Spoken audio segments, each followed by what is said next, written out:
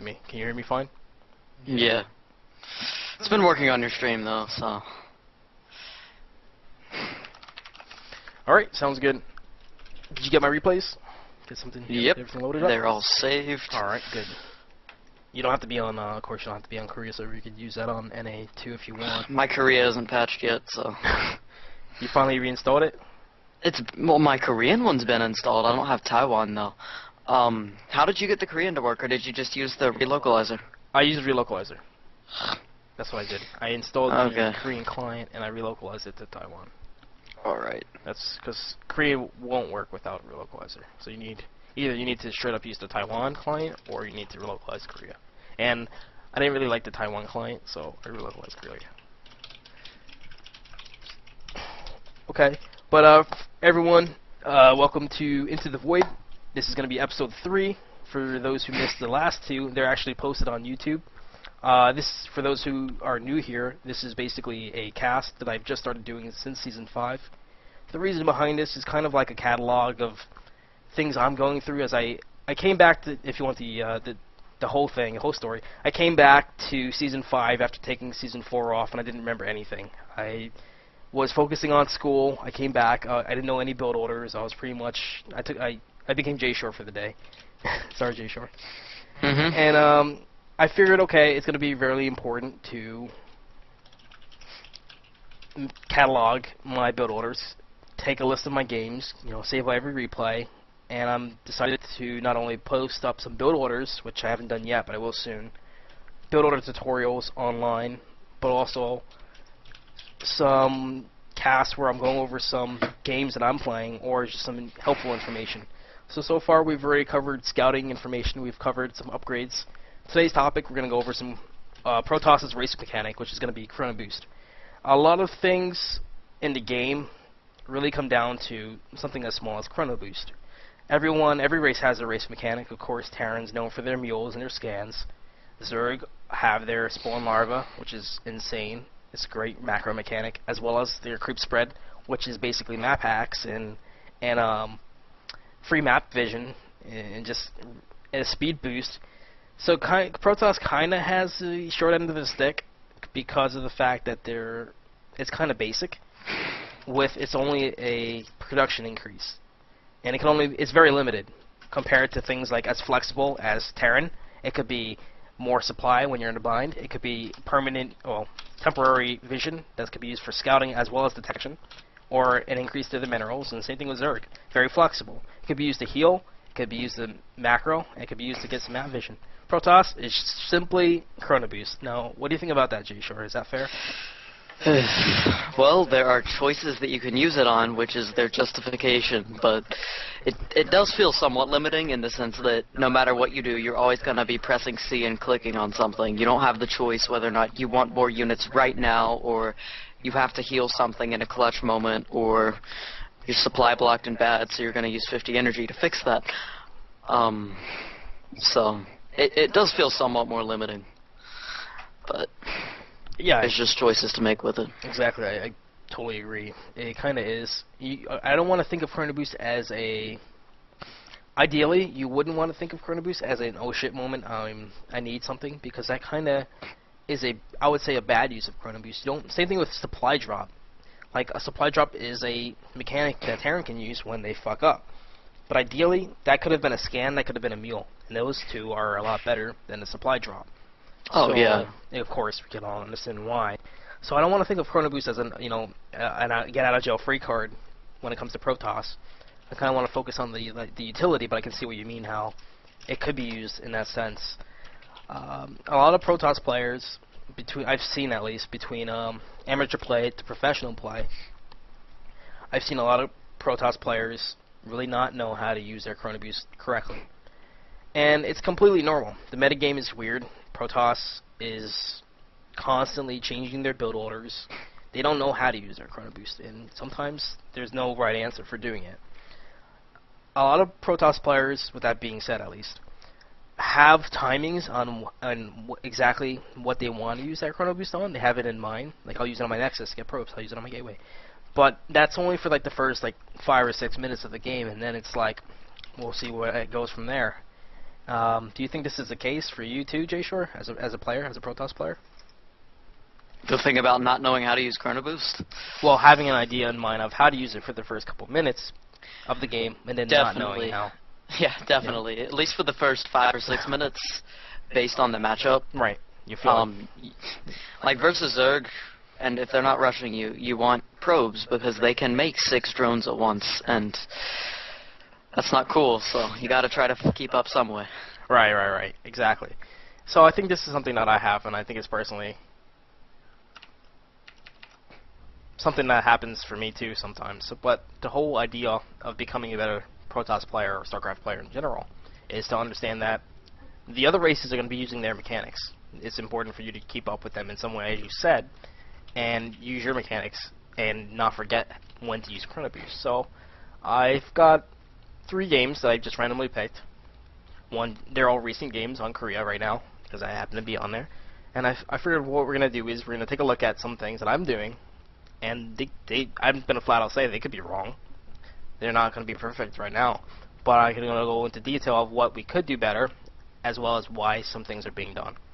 So why don't we load up the most recent game, which I literally just played. It's going to be Archon vs. SJK. It's in parentheses, it's Terran. Want to load that up, Jshore? Mm-hmm. And I'll pause that 0.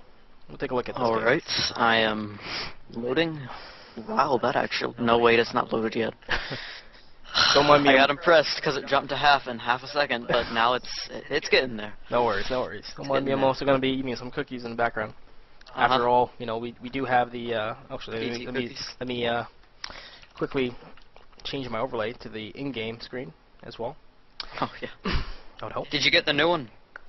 Yes, I did get the background. Good. For the game screen, we're gonna jump into the regular one. When we're out of game, we'll load that one up again. All right, and we're just on 0. Yep. Regular speed. We're gonna be on normal speed for now. Faster. All right. So, yep, just faster. Let me know when you're ready. All right. 3, 2, 1, go. So basically, we're gonna be seeing a normal Protoss vs. Terran game. Nothing special right now.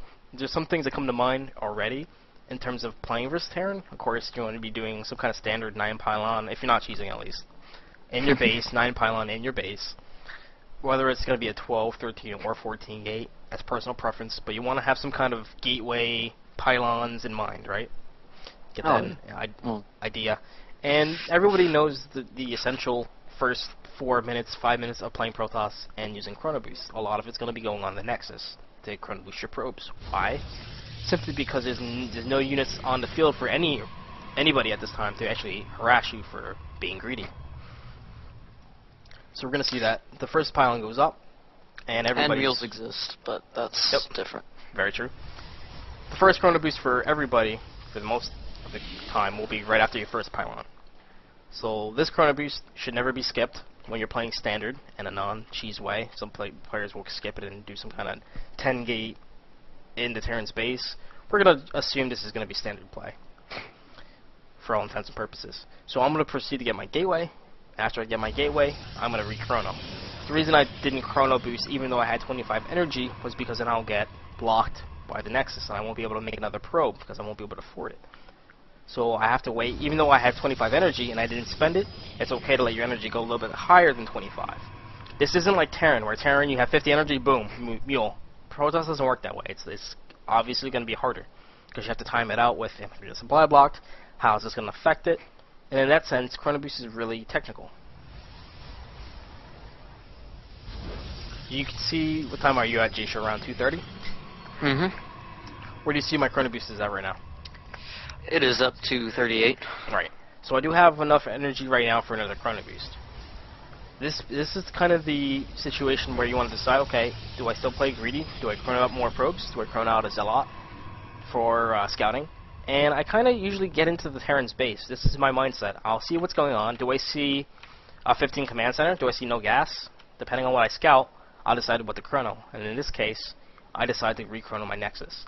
So I actually waited a while. Technically, I could have chronoed again to get the probes out even faster, but that wouldn't be taken into account what I scouted from Terran. With that in mind, on a different map, if I were to not scout him on the first position possible, I might just blind chrono my Nexus. Does that make sense? Oh yeah. I end up chronoing my first Stalker out as well. Why do you think I'm doing that, Jshore? Well, if his SCV wasn't running away from your Zealot, which moves as slow as... I don't know. You'd be using it to chase down his SCV and prevent him from scouting you. That's definitely one reason. That's definitely one thing I'm having in mind. I want to get rid of the SCV scout. In addition to that... And then you'd probably want to poke at the front to see what he's doing. Perfect. That's exactly what I was going for. Going with the Zealot Stalker poke. I already scouted Terran for the first time, but all I saw was a Rax and a Ghast. Doesn't really tell me much. I do know what he can be doing, but I also don't know what he is doing. I come up here with the Zealot and I see Marauders. Now, what do you think of when you see Marauders, Jshore? Terran knows how to play Terran. Yes, very good. C9 would say more Marauders. Exactly. But what can he be doing, for the most part? Very common build, just 2 Rax pressure. It's a safe expand for Terran, and it's pretty aggressive against Protoss, so if Protoss isn't being careful, then they're going to lose if they do some sort of fast expand and aren't prepared. Right, exactly. So we see back in my base, around 520, I am re-chronoing this time on my Warp Gate. Why do you think I'm chronoing on my Warp Gate now, based on what I've scouted? Quite possibly some 2 Rax coming, so you're going to need some defense up. Perfect. Especially considering you just put that Nexus up, so... Exactly. So I'm playing greedy.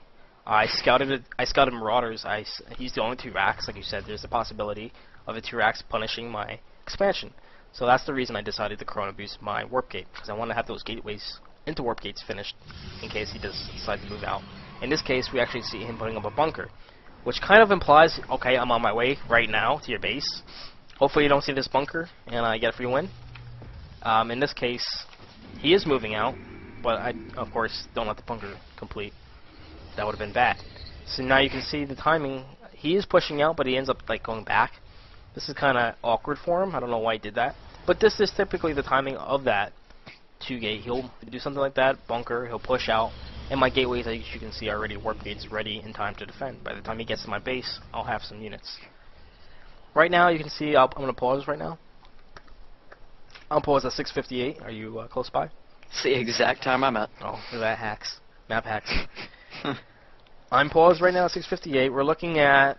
I have 2 Nexi up. Now, this is the part where Chronoboost gets tricky. And Protoss vs. Terran, you do need to assume pressure.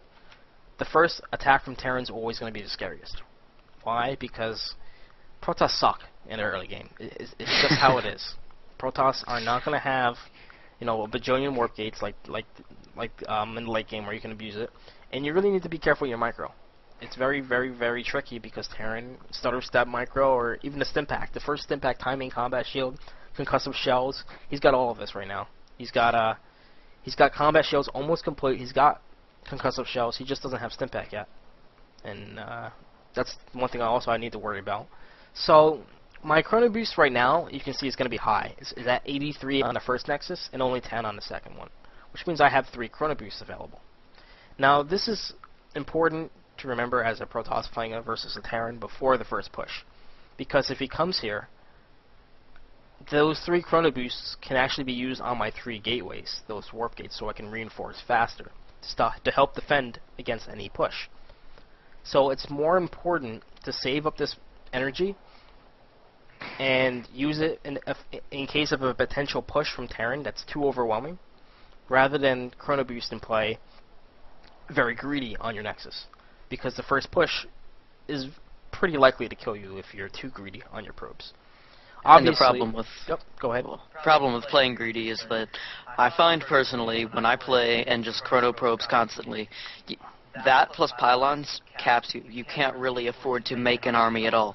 So in addition to not having the extra units when they attack, you'll just have less units to begin with. Especially in the early game when you can't even afford pylons like as much as in the late game or in the mid game. Very much so. And I was going to say that although Terran can't really, unless he scans, he can't really see your Chronoboost and know if you're playing greedy or not, so he doesn't really know, okay, can I punish him for playing greedy? The chances are, I always go by the rule of thumb. I assume the worst possible condition, where he pushes me now, I will die if I don't have good micro and good Chronoboost. For this purpose, we're going to assume I have good micro and talk about the Chronoboost. So this is definitely one stage that's important to keep that Chronoboost high. I'm gonna unpause in 3, 2, 1.